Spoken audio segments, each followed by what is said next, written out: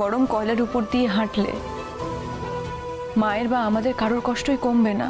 ঈশ্বর তার ভক্তদের কষ্ট দিয়ে পরীক্ষা নেন না, বরং উনি খুশি হন যখন উনি দেখেন ওনার কোনো ভক্ত কারোর উপকার করলো, কারোর কষ্ট কমালো।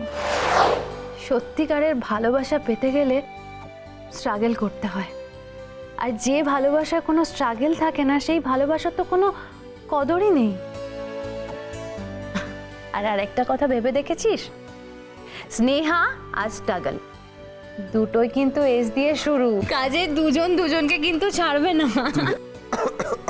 আস্তে আস্তে আস্তে।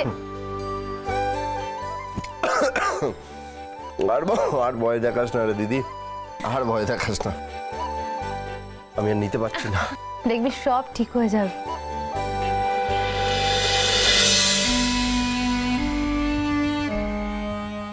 দিদি কি করছিস তুই? এটা রাখ, এগুলো নিয়ে কেন করছিস? আমি পারবো স্নেহা। কি পারবি সেটা দেখিয়ে দিয়েছিস, তুই হাঁটতে পারছিস না, এদিকে এসে বসবি না। তুই ভাবলি কি করে বলতো, এই পায়ে ব্যথা নিয়ে আসতে, এই পায়ে ব্যথা নিয়ে তুই জল ভরবি আর আমি তোকে সেটা করতে দেবো? এখানে বস না, একটা কথা বলবি না। আমার কিছু হবে না চুপচাপ স্নেহা। বস এখানে, একটা কথাও শুনিস না তুই, জানিস তো? তুই এই পায়ে নিয়ে তুই দাঁড়া দেখি। স্নেহা আমি আবার একটু অয়েন্টমেন্ট লাগিয়ে দিচ্ছি, পা মাটিতে রাখবি না, মনে থাকে যেন। দিদি তোর পায়ের অবস্থা দেখেছিস? আচ্ছা তুই আমাকে একটা কথা বলতো, তুই এরকম পাগলামি কেন করতে গেলি হঠাৎ করে? গরম কয়লার মধ্যে দিয়ে হাঁটা শুরু করে দিলি। আচ্ছা তুই কিছু না ভেবে চিন্তে তো এরকম করার মেনুষ, তাহলে কেন করলি? ওই সাধু বাবা বলেছিলেন যে আগুনের উপর দিয়ে যদি হাঁটি তাহলে আমি যা চাইবো তাই পাবো,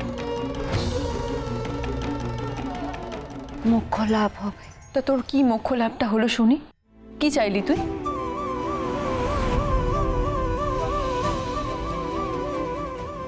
আমি আমি একটা কথা বলবো দিদি, গরম কয়লার উপর দিয়ে হাঁটলে মায়ের বা আমাদের কারোর কষ্টই কমবে না। ঈশ্বর তার ভক্তদের কষ্ট দিয়ে পরীক্ষা নেন না, বরং উনি খুশি হন যখন উনি দেখেন ওনার কোনো ভক্ত কারোর উপকার করলো, কারোর কষ্ট কমালো, কাউকে বিপদ থেকে উদ্ধার করলো, যেমনটা তুই করিস। নিজের কথা না ভেবে অন্যের কথা ভাবিস। তুই কষ্ট পেলে মনে রাখিস ঈশ্বরও কষ্ট পাবেন।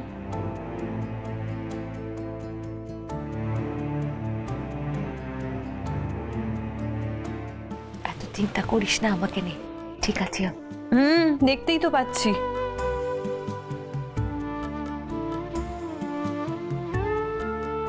এই স্নেহা, তোর তো কাজ আছে, তুই যাবি না?